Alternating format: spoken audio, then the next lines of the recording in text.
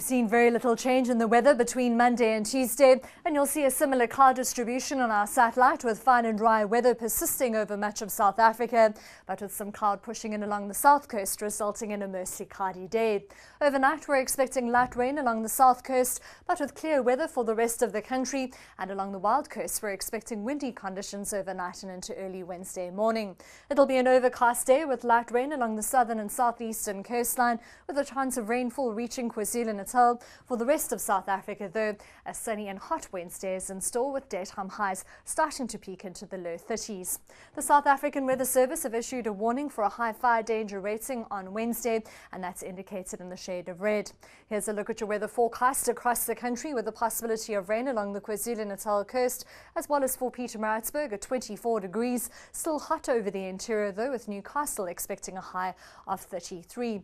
Much cooler for the Eastern Cape with cloudy weather and the possibility of light rain from Umtata all the way through to Port Elizabeth. We're expecting a high of around 20 along the coast and a cold day for Grahamstown and Bishu, both in the mid-teens. Overcast with light rain and the high of 17 from Plettenberg Bay through to Mossel Bay. We're expecting most of the rain over the southern part of the Western Cape on Wednesday. Cool as we head into Robertson at 17 and Cape Town partly cloudy and dry at 18 degrees. Sunny and mild for Vredendal at 23, still warm for Springbok at 25, fine and dry throughout the Northern Cape at 33 degrees for Uppington, and Potchefstroom, Kimberley and Prieska expecting a high of 31. 26 as we head into Bethlehem and Harrismith, with a sunny Wednesday in store for the Free State. A high of around 30 is forecast for Bloemfontein and Welkom. Vryburg topping 33 degrees, with the rest of the province expecting a high of around 30 degrees with sunny weather expected.